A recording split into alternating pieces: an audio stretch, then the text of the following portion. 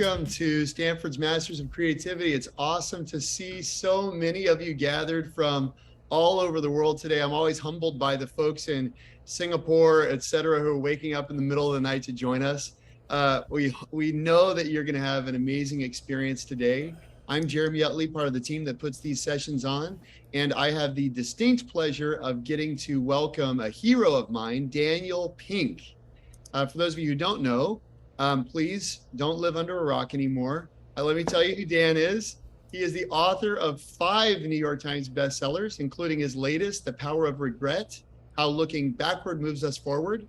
His other books include New York Times bestsellers Win and A Whole New Mind, as well as the #1 New York Times bestsellers Drive and To Sell as Human. By the way, To Sell as Human, you may not be surprised, is one of my favorite books. You know I'm a salesman. Dan's books have won multiple awards. They've been translated into 42 languages and have sold millions of copies around the world. He lives in Washington, D.C. with his family, and we are excited to hear from him today, not only about his latest book, but also to dig into his creative practice.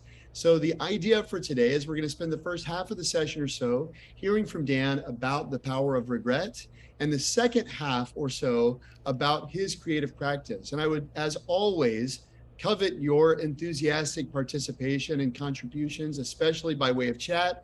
If there are questions that you want to ask Dan, either about regret, what he's sharing there, or about his creative practice and the conversation that will unfold in the second half, please do so, because we want to get to as many of your questions as possible. But most importantly, I want to get out of the way. Please join me in giving a warm Masters of Creativity welcome to Dan Pink. Thank you, thank you, thank you. I can hear the applause rippling across the continents and around and over oceans and everything. So thank you, Jeremy, for that lovely introduction. Hi, everybody. It is good to be with you from my home office here in Washington, D.C. This is the garage behind my house. I live 22 steps in that direction.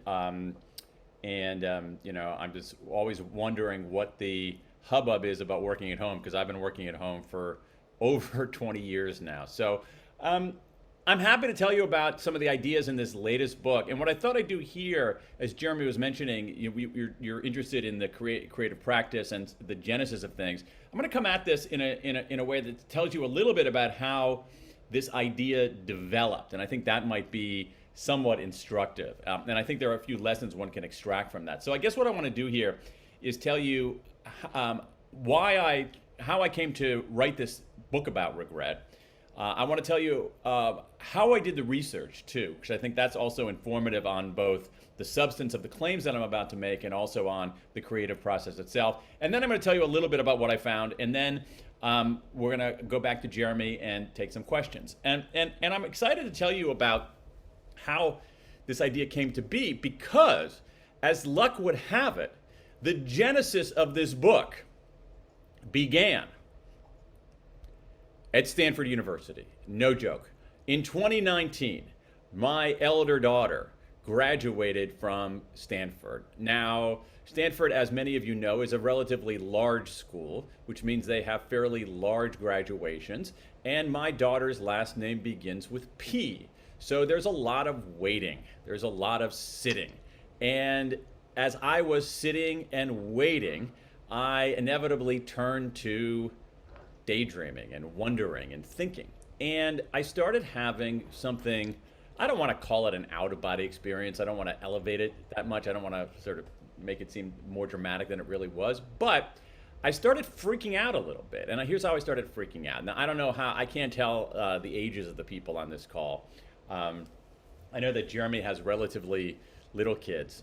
And one of the things that you realize, one of the things that everybody tells you before you become a parent that you don't believe when you're about to become a parent is that it goes really fast.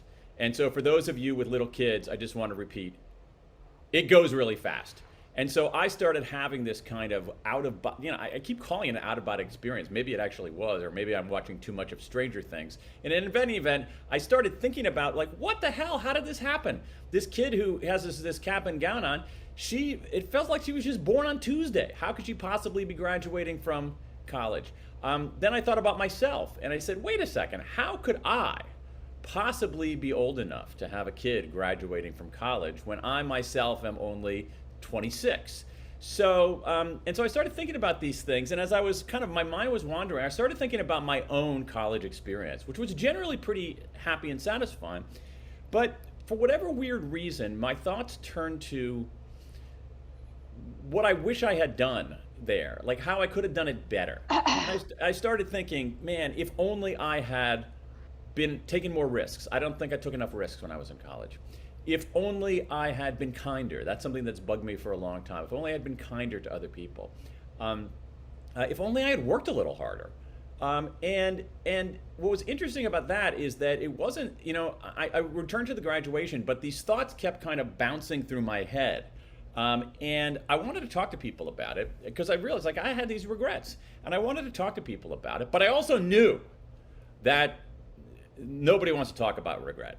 That it's a negative emotion, it makes us feel bad. Nobody wants to talk about regret. And yet I felt like I wanted to just unbottle it in some way. And so I very, very, very, very gently began talking about some of these regrets with friends and colleagues of mine. And I discovered something fairly surprising. Everybody wanted to talk about regret. Everybody wanted to talk about it. This unbottling that I did triggered an unbottling on their part in a way that was just crazy. And what I found is that people didn't recoil from this conversation. They leaned into it. And when I say leaned in, I don't mean that metaphorically. I mean that literally. I would share a regret and they would say, "Oh my God, Dan, I can't believe," they would lean forward in their chair. And now here's where I think the creative process comes to mind. When you introduce ideas to people, I try to be very, very attuned to how they react. Now, any reaction is a good reaction, all right? You're gonna learn from any reaction or non-reaction.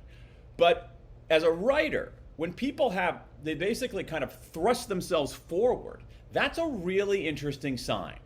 And I was also looking at my own experience about how these thoughts kept percolating in my head. And so I was actually working on an entirely different book at the time. I decided to do some preliminary research into what does science know about. I talked to a couple of friends of mine who are psychologists, social psychologists, and they said, "Hey, there's a whole bunch of research on this topic, Dan. You should check it out." And so I started checking it out, looking at just basically the skeleton of it, and I said, "Wow, this is kind of interesting. Wow, there's a lot more on this. It's kind of interesting." Anyway, to make a long story longer, I put aside the book that I was working on, did another month of research, then spent another month writing an entirely new book proposal, which I sent up to my very surprised editor who had contracted me to write a book about X. And I said to him, "Jake, I think I want to write about Y, and here it is." And so that took me off on this journey, this 3-year journey to study this emotion of regret, because I think it is our most misunderstood emotion, and it's our most transformative. And again, I do think it's possible to extract a creative lesson from this, which is that when you introduce ideas and things, pay attention to your reaction, pay attention to other people's reaction. You don't necessarily have to abide by either of those, but those are signals, those are information. And at some level, you need to consider at least listening to those kinds of voices. I could have said, I'm not sure it was the right decision, but I could have said, "Listen, that's really interesting. I can't get this out of my head, but you know what? I already agreed to write this other book, so I'm gonna throw it aside, cast it aside, and forget about this for now." And I decided, not easily, not to do that. To actually, in this case, listen to that voice and follow what it said. Now, how did I do the research? So I'm writing about this emotion of regret, which is this emotion that we feel, a negative emotion that we feel when we look backward and we say, we wish we had done something differently, we wish we hadn't done something, we wish we had done something that we never got around to doing.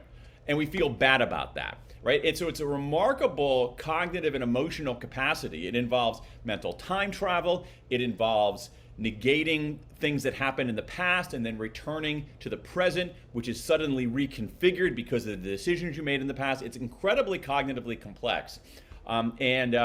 There's about 50 or 60 years of research on it. So as I tried to unpack this emotion, what it meant, what it taught us, I did 3 pieces of research. One was looking at this science.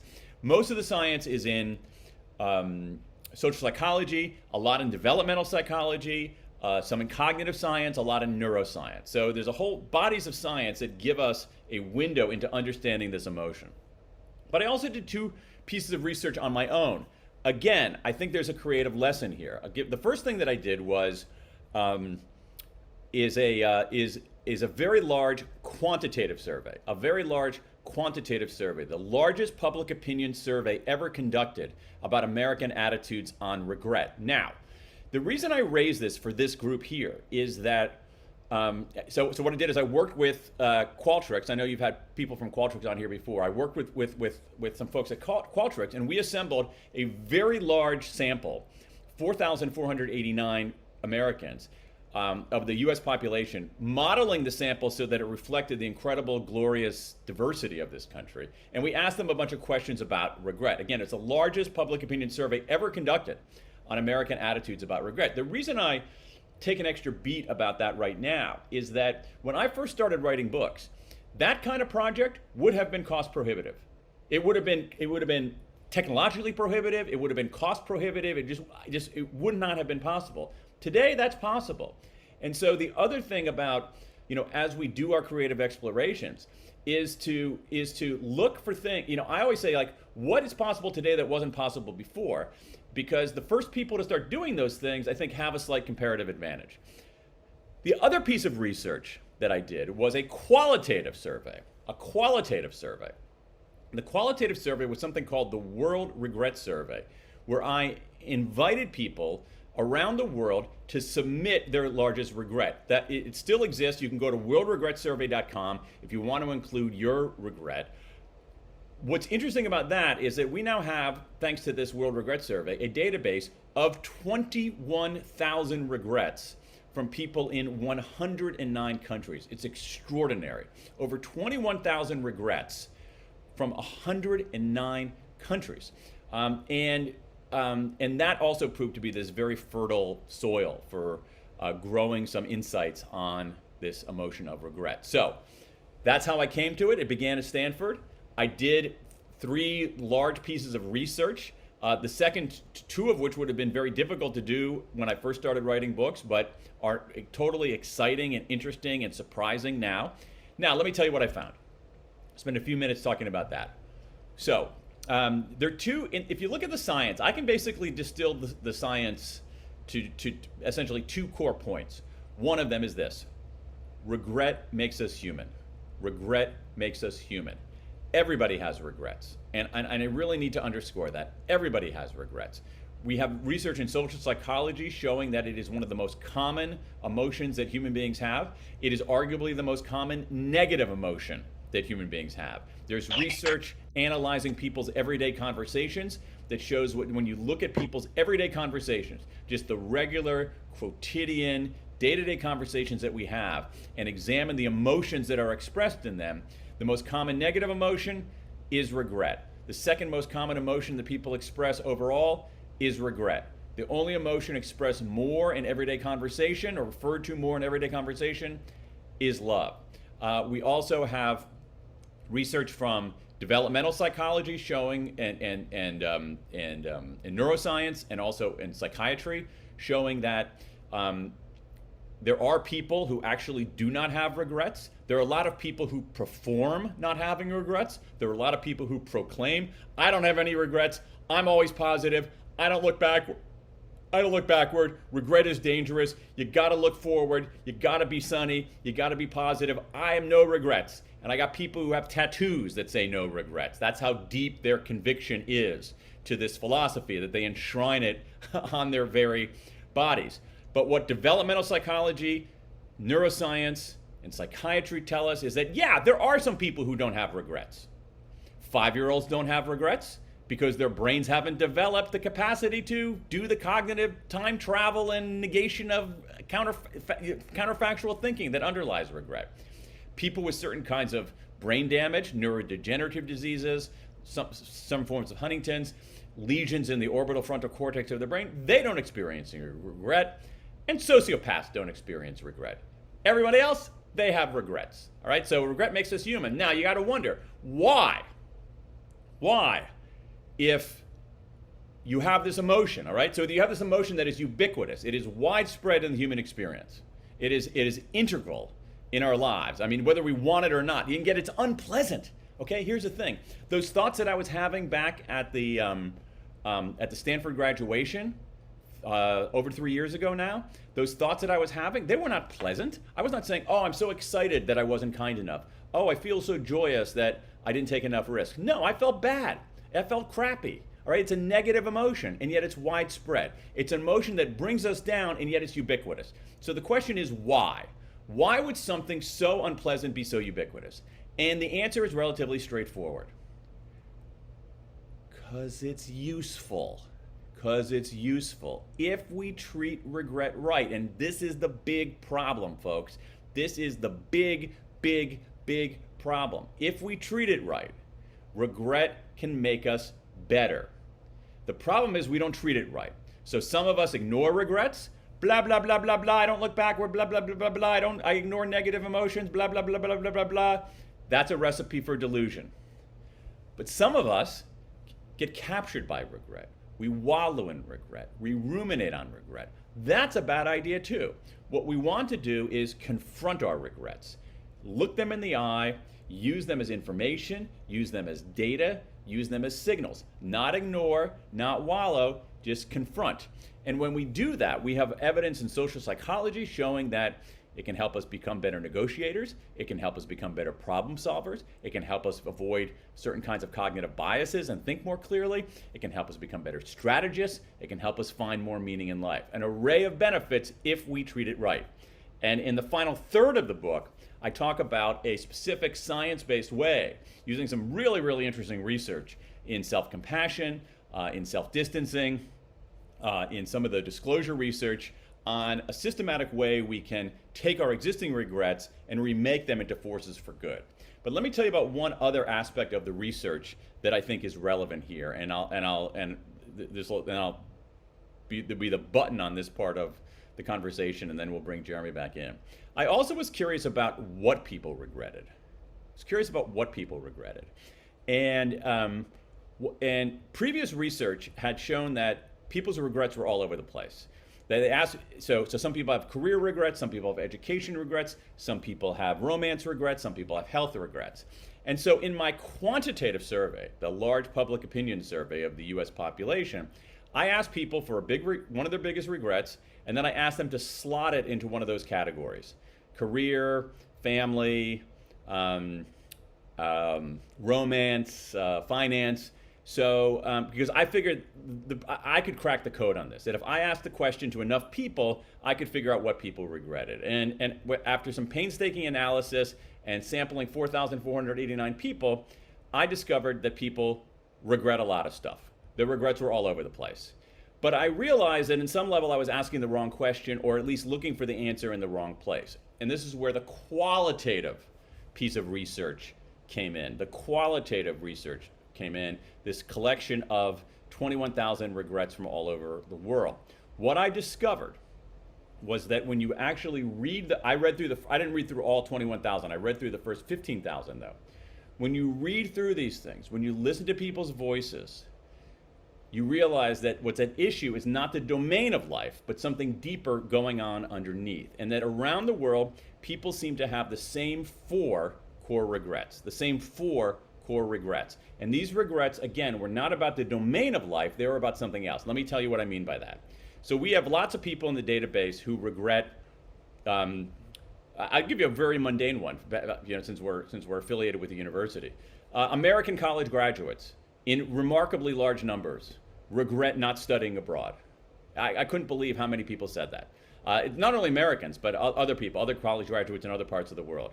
I had a chance to study abroad, I was too chicken to do it, and now I regret it. Okay, that's an education regret. Then you have lots of people who say, oh, I stayed in this lackluster job, I really wanted to start my own business, but I was too scared to do that, and now I regret it. That's a career regret. Then I have, no joke, in the hundreds of people who say, X years ago there was a man or a woman who I really liked, I wanted to ask him or her out on a date, but I was too chicken, and I regretted it ever since. That's a romance regret. But to my mind, those are all the exact same regret. You're at a juncture in your life. You can play it safe or you can take the chance. You can play it safe or you can take the chance. And when people don't take the chance, not all the time, but a lot of the time, I would argue most of the time, they regret it. There are some people who regret taking the chance and having it go south on them, but for every one of those, there are probably 50 or 60 who have the opposite regret. So those are what I call boldness regrets. One of the 4 core regrets that people around the world seem to have. Boldness regrets sound like this: if only I'd taken the chance. Other regrets that people have: foundation regrets, if only I'd done the work. These are regrets that people have about small decisions early in their life that accumulate to negative consequences later. I wish I had spent less and saved more. I wish I had eaten better and exercised more. I wish I had read more. I wish I'd worked harder in school. No single thing of those decisions or indecisions is itself cataclysmic, but the accumulation of it is significant. Foundation regrets, if only I'd done the work. Another category, moral regrets. These are people who have regrets about marital infidelity, about bullying, huge numbers about bullying, and other kinds of moral indiscretions. Moral regrets are, if only I'd done the right thing. And finally, our connection regrets. Connection regrets are about relationships, and not only romantic relationships, but relationships that came apart, that were intact or should have been intact, that come apart. And people want to reach out, but they think it's going to be awkward. They think the other side's not going to care, so they don't reach out, and things drift, and sometimes it's too late. So connection regrets are, if only I'd reached out. One last point here. So we have these 4 core regrets. Foundation regrets, if only I'd done the work. Boldness regrets, if only I'd taken the chance. Moral regrets, if only I'd done the right thing. And connection regrets, if only I'd reached out. I think those are interesting. I think what's most interesting about those is that we can think about them in a slightly different way. That these, when people tell you what they regret the most, they're telling you what they value the most. And so these regrets help us understand, what do people value most in their lives? Think about all the decisions that you've made today. Most of them you don't remember. Think about the decisions you made or indecisions yesterday or last week or last month. Most of them you don't remember. But if you have a decision or an indecision that you remember a year later, 10 years later, 20 years later, and it's still bugging you, that's a very strong signal. And so regret clarifies what we value. And I think what it shows us is that with foundation regrets, we value stability. With boldness regrets, we value growth and learning. With moral regrets, we value goodness. And with connection regrets, we value love. And so in this weird way, this aversive emotion, regret, can actually give us clues about the core elements of a life well lived. Dan, did I stall for long enough for you to have? Yeah, I mean, there are a lot of really good questions in here. I'm not even sure, Jeremy, where to begin. There were a couple of questions in there about demographic differences on regret. So, and maybe I can address those. And there were, it's very hard for me to process it, but there were a couple of people who talked about how there's one person who I saw who regretted not speaking up, and that was a very common regret. And to me, it's a boldness regret. And I think it also tells us something about organizations, in that when people have a regret about not speaking up, that's not entirely on them. That it's about being in a culture and a context where they don't have the psychological safety to speak up.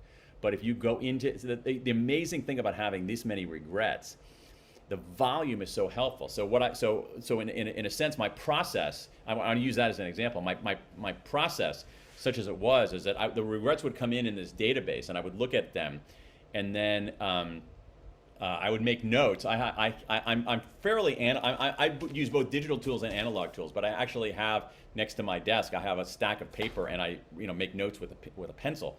And so what I would do is I would start making notes, and then I would start putting them on piles in this table behind me. And one of the piles I started making was I was like, wow, a lot of people are saying speak up, spoken up. And I noticed that I was like, that was a common note. And then I would go into the database and I would search speak up, spoken up, speaking up, and it would be a beep, beep, beep, beep, beep, beep, beep, and so that's allowed me to basically have a hunch and then verify it in a more systematic way. On the differences about like men and women and old and young and income and whatnot, one of the things that I can make pretty safe claims with the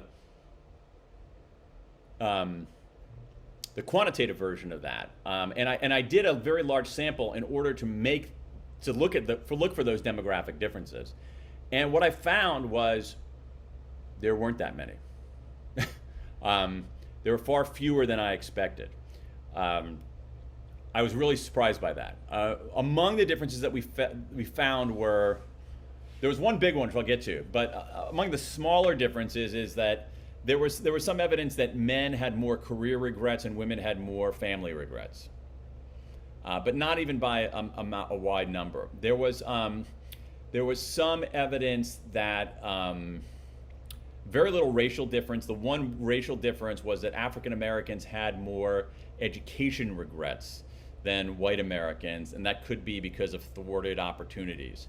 There was one interesting thing is that that people with large amounts of the more formal education you had, okay, so college degree, postgraduate degree, the more formal education you had, the more career regrets you had. That is, people with large amounts of education had more career regrets than people with less education, which at first didn't make sense to me, but it did in the sense that it eventually did in the sense that if you have large amounts of formal education, you probably have more career options and therefore more options to forego than you would otherwise. But again, they weren't massive, and again, the quantitative survey, I had people put their regrets into the existing core categories, and I didn't have this deeper structure yet. So, but the one big difference, and forgive me for waiting on the punchline here, is that there was one very, very, very big demographic difference, and that had to do with age.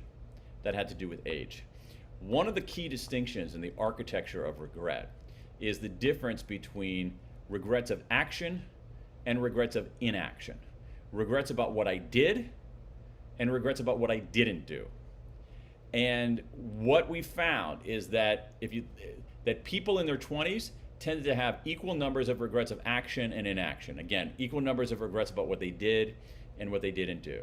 But people in their 30s had slightly more inaction regrets than action regrets. People in their 40s had a lot more inaction regrets than action regrets. People in their 50s had a shitload more inaction in their 70s and 60s and 50s, 60s, 70s, 80s. By the time you're basically like mid-30s, inaction regrets take over. There's about a 2-to-1, sometimes a 3-to-1 ratio that people had about regrets of inaction, what they didn't do, and regrets of action, what they did do. Yeah, and one question that I think would be cool, it's buried up here, but Roy Vela, who's a longtime MOC contributor, so thanks, Roy, for this question. He said, I love Dan's thoughts on balancing the challenge between the popular principle of saying no, which is all about focusing, prioritizing, et cetera, and regrets, which are triggered by having said no to opportunities. Any thoughts on striking that balance? Yeah, and I think it's a really astute question, and it goes to, in some ways, I think a fairly cardinal principle of decision making, and it also goes into how do we anticipate our regrets. So some of you probably know this, but there's, if you take social psychology, around week 5, you'll have a quick lecture about the difference between maximizers and satisficers. So as different ways that people make decisions. So you can maximize, you're saying, I'm gonna get the best hamburger. I'm gonna find the best roofer for my house. I'm gonna find the best pair of running shoes. You try to maximize your decisions. And then there are other people who are satisficers who say, I just need a pair of running shoes that's good enough. I just need a hamburger that's good enough. All right, so maximizers and satisficers. And a lot of conventional economic theory suggests that people rational people ought to be maximizers. You want to try to maximize the utility of every decision that you make. And what the psychological research tells us is that maximizers are miserable. They're really miserable because you can't maximize every decision. You get bogged down. Oh my God, maybe there's a better hamburger out there. Maybe they're running shoes with more cushion than I could possibly have. And satisficers are especially, are actually fairly satisfied. And I think that we can draw a lesson from that, in that most of the decisions we make don't matter all that much. So at a certain level, we should satisfice on more things more often. But we should maximize like crazy on certain things. And I think that this goes directly to Roy's question. And when we think about what we maximize on, and we need a heuristic for figuring that out, I think what we can do, a good sort of decision-making tool, is to consult with the you of 10 years from now. Okay? What does the you of 10 years from now want you to do? And I think we can make a pretty safe bet about what the you of 10 years from now wants, because the Roy of 10 years from now and the Jeremy of 10 years from now, and I'm just going to pick on whoever I see on the screen, the Nina of 10 years from now and the Cecilia of 10 years from now, we can make a pretty safe bet about what they're going to care about. So they're not going to care, like the me of 10 years from now is not going to care about whether I bought a blue car this year or a gray car this year. Right? The me of 10 years from now is not going to care about whether I wore this shirt today or another shirt today. But the me of 10 years from now, the Roy of 10 years from now, the Nina of 10 years from now, I think it's a pretty safe bet. You know what they're going to care about? Foundation. They're going to care, did I build a stable foundation for myself, for my family, for my team? They're going to care about regrets of boldness and regrets of inaction. They're going to care about saying, wait a second, it's 10 years from now, and you realize that you're mortal and you're here for a vanishingly short amount of time, and you still haven't stepped up and taken a risk and done something big and tried to do something, the me of 10 years from now is going to be pissed, right? The me of 10 years from now, the Roy of 10 years from now, the Jeremy of 10 years from now, on these moral regrets, I think one of the things about these moral regrets is that it reveals, I think most of us are good and want to be good and feel bad when we're not good. So if you have an opportunity to where you can take the high road or the low road, and you take the low road, the you of 10 years from now is going to have some words for you.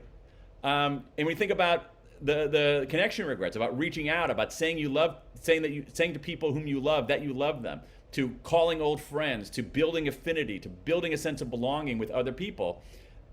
If you don't do that, the you of 10 years from now is going to be pretty pissed. And so, so in a way, these regrets give us a sense we should satisfy on most things.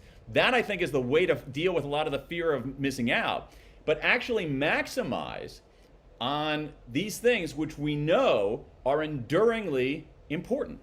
And I think that offers us a way to tease out some of these decisions. That's beautiful. Thank you, Dan. I mean, I can't imagine a better end note to end on.